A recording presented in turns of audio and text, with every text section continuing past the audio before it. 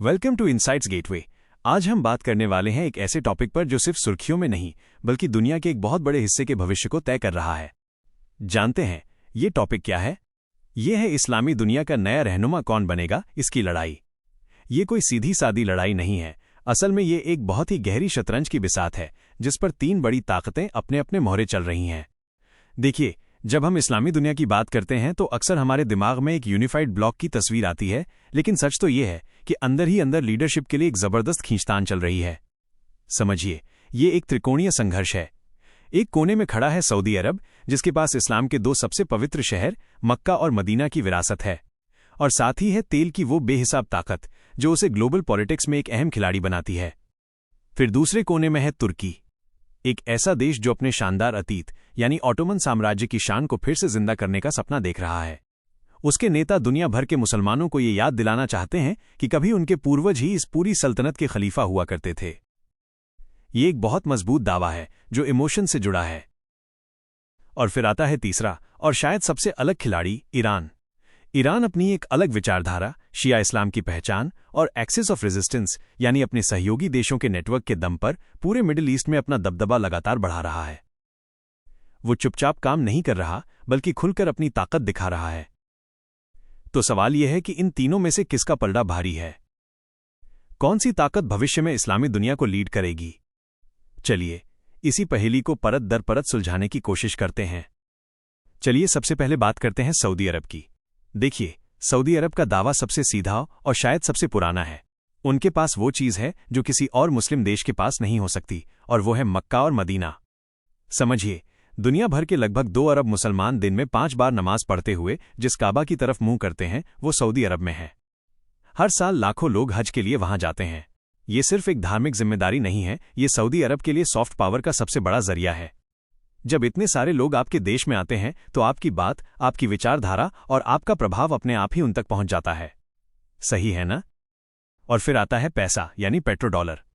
तेल की अकूत दौलत ने सऊदी अरब को एक ऐसी ताकत दी है जिससे वो दुनिया भर में अपना प्रभाव फैला सकता है। असल में कई दशकों से सऊदी अरब ने अपने पैसे का इस्तेमाल दुनिया भर में मस्जिदें, मदरसे और इस्लामिक सेंटर बनाने में किया है। इसके जरिए उन्होंने इस्लाम की अपनी एक खास व्याख्या, जिसे वहाबी या सलाफी विचारधारा कहते हैं, को बढ़ावा दिया है। तो एक तरफ धर्म की विरासत और दूसरी तरफ दौलत की ताकत, इन दोनों ने मिलकर सऊदी अरब को इस्लामी दुनिया का एक स्वाभाविक लीडर बना दिया था। लेकिन जानते हैं, कहानी इतनी सीधी नहीं है। हाल के कुछ सालों में सऊदी अरब की छवि को लेकर कई सवाल उठे हैं। उनकी कट्टरवादी नीतियां, मानवाधिकारों के रिकॉर्ड और राजशाही के अंदरूनी झगड़े, इन सब ने उनकी लीडरशिप पर एक दाग लगाया है। वैसे क्राउन प्रिंस मोहम्मद बिन सलमान, जिन्हें MBS के नाम से जाना जाता है, विजन 2030 के जरिए देश की छवि को बदलने की पूरी कोशिश कर रहे हैं। वो देश को मॉडर्न बना रहे हैं, सिनेमा हॉल खोल रहे हैं, महिलाओं को ड्राइविंग की इजाजत दे रहे हैं। पर उनके आलोचक कहते हैं कि ये सब सिर्फ एक दिखावा है, जबकि असल में वो अपनी ताकत को और मजबूत कर रहे हैं। और एक और बात, सऊदी अरब अपनी सुरक्षा के लिए अमेरिका पर बहुत ज्यादा निर्भर है, और ये बात उसके कई विरोधी देशों को पसंद नहीं आती। वो कहते हैं कि जो देश अपनी सुरक्षा के लिए एक पश्चिमी ताकत पर निर्भर हो, वो पूरी इस्लामी दुनिया का लीडर कैसे हो सकता है? ये एक बहुत बड़ा सवाल है। और इसी सवाल का फायदा उठाता है हमारा दूसरा दावेदार, तुर्की। देखिए, तुर्की का खेल सऊदी अरब से बिल्कुल अलग है। वो पैसे या तेल के दम पर नहीं बल्कि इतिहास और भावनाओं के दम पर अपनी दावेदारी पेश करता है। समझिए, 600 सालों तक ऑटोमन साम्राज्य ने इस्लामी दुनिया पर राज किया था और उनका सुल्तान ही मुसलमानों का खलीफा माना जाता था। ये एक बहुत लंबा और सुनहरा दौर था जिसकी यादें आज भी कई मुसलमानों के दिलों में जिंदा हैं। आज के तुर्की के राष्ट्रपति रजब तैयब अर्दोआन इसी ऐतिहासिक विरासत को भुनाने की कोशिश कर रहे हैं। वो अपनी बातों से, अपने कामों से बार बार ऑटोमन साम्राज्य की शान की याद दिलाते हैं। उनका मकसद ये दिखाना है कि तुर्की ही वो देश है जो इस्लामी दुनिया को फिर से उसकी खोई हुई इज्जत वापस दिला सकता है। इसका सबसे बड़ा उदाहरण था जब उन्होंने हागिया सोफिया को म्यूजियम से दोबारा मस्जिद में बदल दिया। ये सिर्फ एक इमारत को बदलना नहीं था, यकीन मानो ये पूरी दुनिया के मुसलमानों को एक पैगाम था कि तुर्की इस्लामी प्रतीकों की रक्षा करने से नहीं डरता। वैसे तुर्की की एक और बहुत बड़ी ताकत है उसकी सॉफ्ट पावर।